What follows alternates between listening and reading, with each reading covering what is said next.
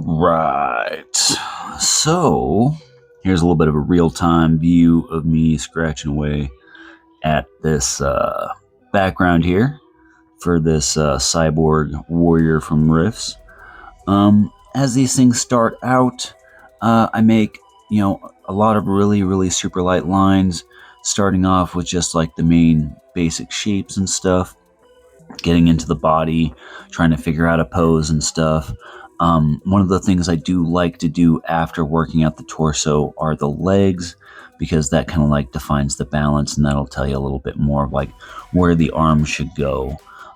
Usually, you would want your arms and stuff to go out a little bit further to balance the body, make sure that it makes kind of sense. But I did end up changing my mind with how one of these arms actually went and fit together through the course of this. And that's why you really want to start with like really light lines, even if you're drawing, say, with a pencil, where I'm drawing with a pen right now, is you do want to build up really light, just in case you change your mind, just in case you notice that something isn't totally going to work. Like with this part in here, I was drawing out the head and the direction of the head, and I really didn't like where the head was actually going with this. So I did decide to turn the direction of the head. All the line work here was pretty much light enough that I could do this pretty easily using, like a kind of quadrant theory, using this rod gun method. And I was able to turn which direction that the head was facing without actually making things like too confusing in the head area. Because even with, I can't erase, so I do still have to be more deliberate and committed to what kind of lines I am making, and at least be aware that, whatever I do put down is going to be kind of permanent, So after turning the head here, I didn't really like how the shoulder was connecting to the torso on this arm, and I also didn't like how awkward it was just coming across. I could have bent it more instead of kicking the forearm straight out, which I did end up doing a little bit here, and I still didn't really like that. So bringing the arm more straight down kind of ended up being parallel with the leg, which I still didn't end up liking. But you get to a point where you've really just kind of commit, and start rendering things out.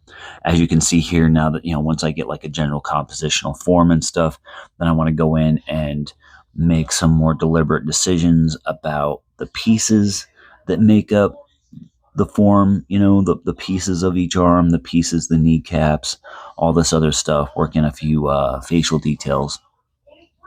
A lot of this, I work a little bit in an area, generally until I either have a better sense of how the direction that area is going to go. Like I feel like it's mostly solved enough before I like jump to another area. Sometimes I run into enough trouble with the area that I really feel like I need to just go somewhere else for a minute and kind of get away from it. So I'll move from like one area to the next, mess around a little bit, and then glance over and look at the area that's bothering me until something, clicks in my head, like, oh wait, I could do this. And so then I would go over there and do a couple of modifications. This left arm, the one that's parallel to the straight leg in here, really was kind of like that project for this. Even though like I changed the direction of the head and everything, the head seemed pretty solved pretty early on. So that wasn't something that was really like nagging at me. But definitely that arm was causing me some distress and some consternation as the course of this piece went and stuff. I am trying out a few different things with the videos. I'm going to try to change what I'm doing for like that first 30 seconds. I'm going to keep a lot of the other promo type stuff to the back end of the video where nobody really watches anyway. And then try to break up the sequence of the drawing process and stuff here. I mean, I'm already speeding it up and stuff, so these little cuts that kind of like zoom in and focus on different areas, I definitely think that helps a lot. One of the problems, though, that has been bugging me with the past couple of videos is I'm having this focusing issue, and I got to do a little bit more to kind of investigate and study what's going on, maybe do some more tests. Once I'm in it like this, though, I'm not looking through the lens of the camera. I'm not really aware that this is a sort of a thing where the camera doesn't seem to know if it should like focus on my hand or on the paper or something. It's bugging the shit out of me, though. But these are the things that I'm dealing with here, and none of it is going to stop me from getting a better handle on all this, figuring things out. So back to the piece, though. We're in back in this arm, and I'm really starting to do some of the deeper shading and stuff.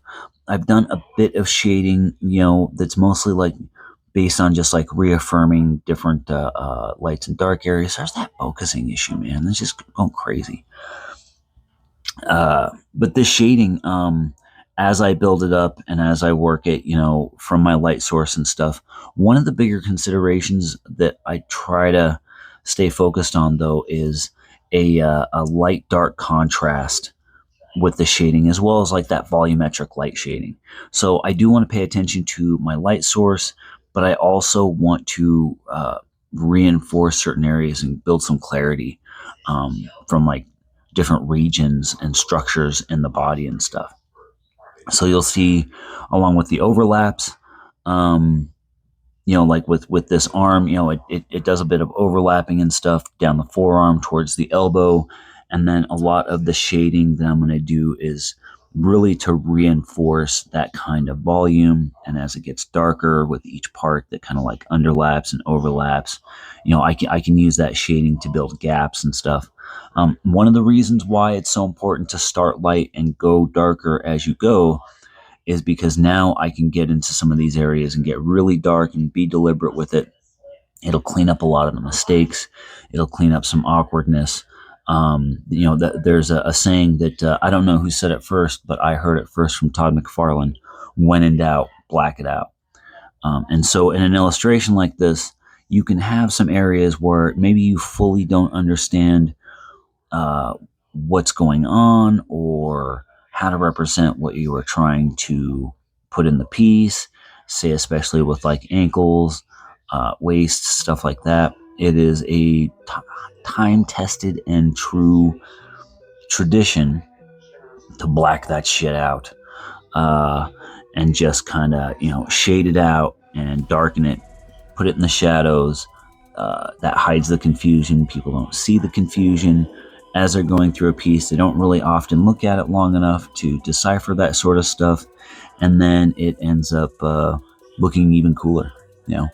I guess one of the reasons why there's so much black and used in Spawn comics, especially the early ones. But anyway, and then drawing out this gun was pretty interesting. I do really like drawing like oversized, ridiculous, Cable-esque guns that don't follow any logic. A lot of it is just this like greebly texture and little designs, little snippets of suggestion of elements and functionality and stuff. And you get to play with where things come in and come out and kind of build up the geometry a little bit of that area, that structure, that thing. And then you just give it a few key elements and stuff that kind of tell people like, okay, this is supposed to be a gun of some sort. It's super high tech, so you don't understand how it works. So it doesn't matter, expressing it in any kind of way like that. And they're just fun. They're just fun as hell. I did lose a little bit of some of the video while I was doing some of the shading down at the bottom in the background. I guess I thought I hit record. I didn't. I do record these all in a bunch of sections that I kind of stitch together and stuff. It's just the only way, like through the days, that I can manage to put a lot of this stuff together. And then, through the magic of modern editing, I can just stitch it all together real nice and neat. But I forgot to do that for one of the segments. I hope you liked the video. I hope that some of these edits and stuff have gone well. I'm going to drop out for the most part. My little text commentary stuff ended up being a lot of work. I'm not sure if I was really super liking it or was just trying to be clever. So anyway, this is it. We're at the end of the video. Here's a little shot of the thumbnail. All right. Thanks all, and we will check you guys out later.